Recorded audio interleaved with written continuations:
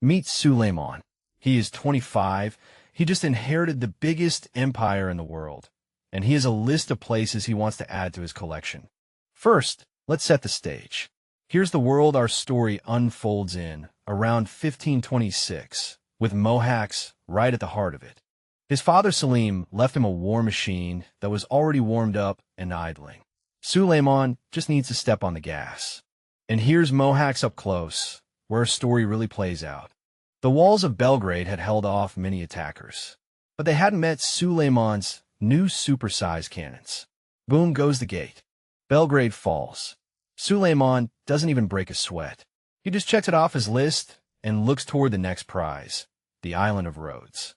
Suleiman points at Belgrade on a map like a kid picking the next level in a video game. He's got 100,000 men and cannons the size of small houses.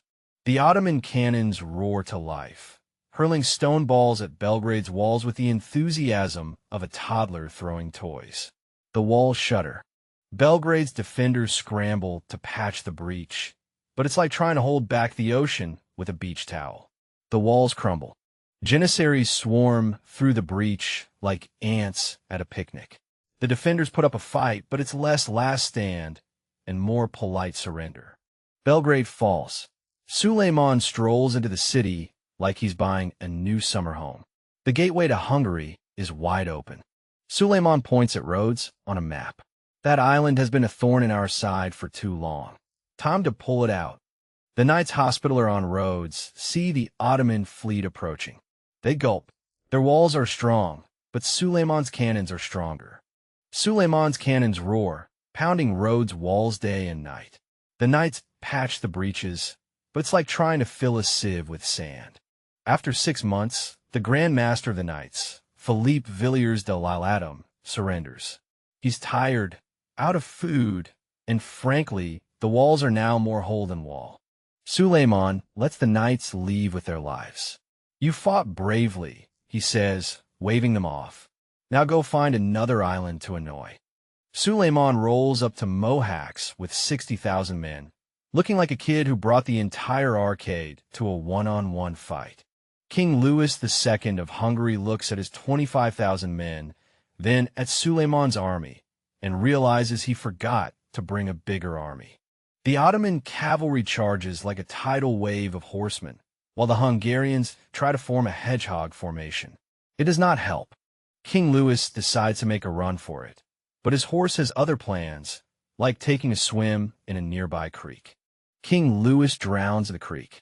Hungary falls into chaos, and Suleiman adds another kingdom to his collection like a bored collector. Suleiman, flush from Mohács, points his finger at Buda Castle on the horizon. That looks like a nice vacation home, he grins. Now the big move, the road from Belgrade to Mohács. The Ottoman army marches on Buda, looking less like a military force and more like a parade with cannons. Buda's defenders see the Ottoman army and immediately start calculating their life insurance options. The Ottoman cannons pound Buda's walls, each shot like a doorbell that the Hungarians really don't want to answer. Buda falls. Suleiman enters the city, not as a conqueror, but as a tourist who just bought the whole gift shop. Suleiman points at Vienna on a map, grinning like a kid who just spotted the biggest cookie in the jar. That one, he says. I want that one. Vienna's defenders, led by Nicholas Grafsam, see the Ottoman horde and collectively gulp. Well, they say, time to earn that city wall tax. The Ottomans set up camp outside Vienna, their tents a colorful city of their own. Suleiman's personal tent is so big it has its own zip code. The cannons roar, smashing Vienna's walls. But the defenders just patch them up with wood and prayer, yelling, "Is that all you've got?" Then the rains came, and not just a drizzle, a biblical deluge. Ottoman cannons sink into mud, tents flood, and morale takes a swim. Disease spreads through the Ottoman camp like a bad rumor. Soldiers start dropping faster than they can say Istanbul. Suleiman, still smarting from Vienna's rain-soaked rejection, decides to try again in 1532. He's like a guy who keeps texting an ex.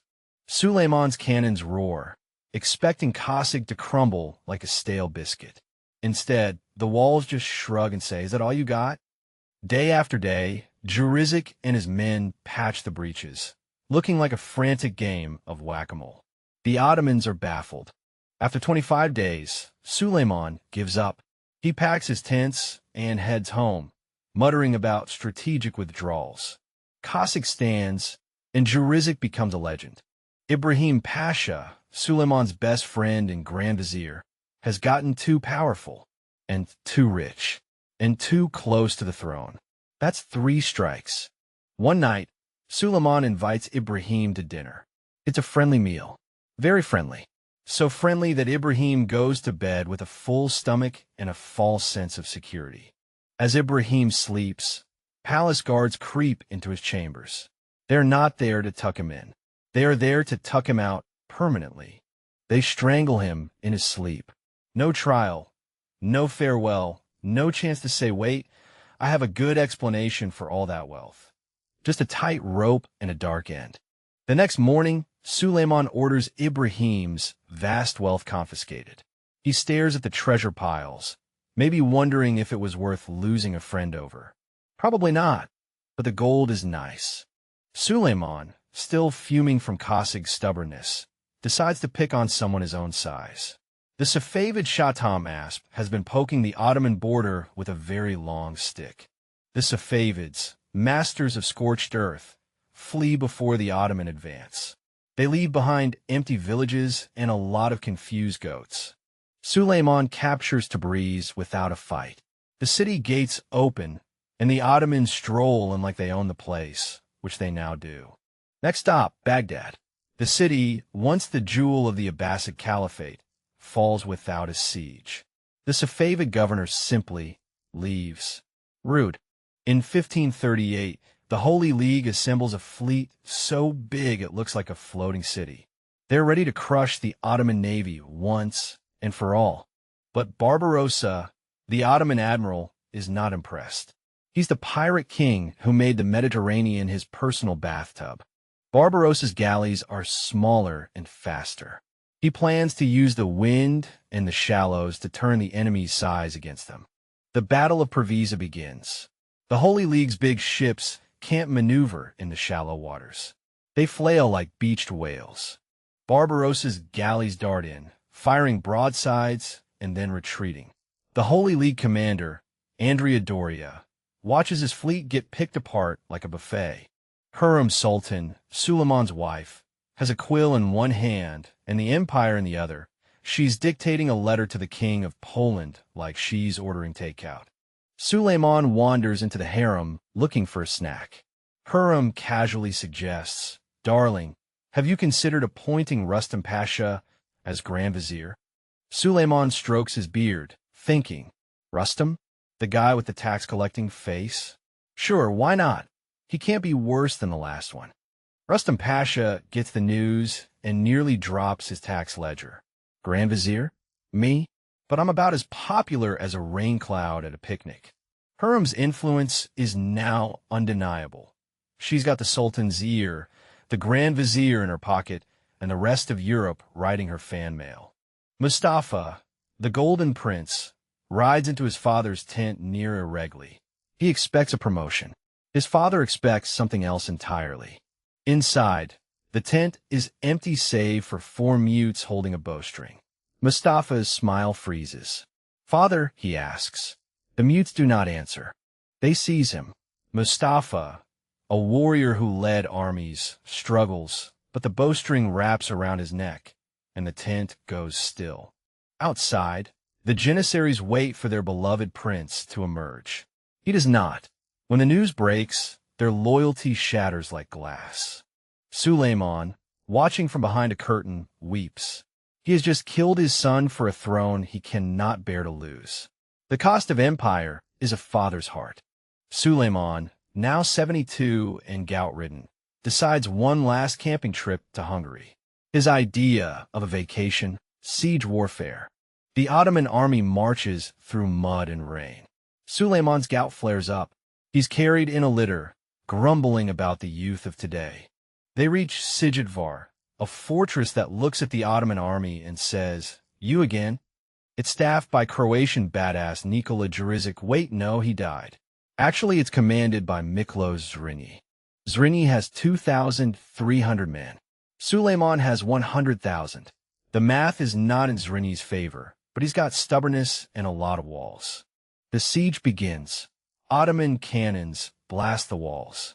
Zrinji's men fire back, but it's like throwing pebbles at an angry elephant. Weeks pass. Suleiman's health deteriorates. He's too sick to leave his tent. His final command: take the fortress, or I'll haunt you. Probably. On September 6th, 1566, Suleiman the Magnificent dies in his tent. The empire's greatest sultan passes not in battle, but from old age and a bad diet. Suleiman's legacy: a legal genius who gave the empire its rulebook, the Kanun. He made law fun. Well, law-adjacent fun. And architecture. Mimar Sinan built mosques so beautiful, clouds stopped to admire them. The Suleimani Mosque, a masterpiece in stone. But the Golden Age had a shadow: Mustafa's execution. A father's tears, a prince's blood, and a precedent that would haunt the dynasty. Fratricide became the family business. Future sultans would look at their brothers and think, the bowstring is very efficient. Yet the empire thrived. Trade, arts, and law all flourished under Suleiman's long shadow. A magnificent reign with a tragic footnote.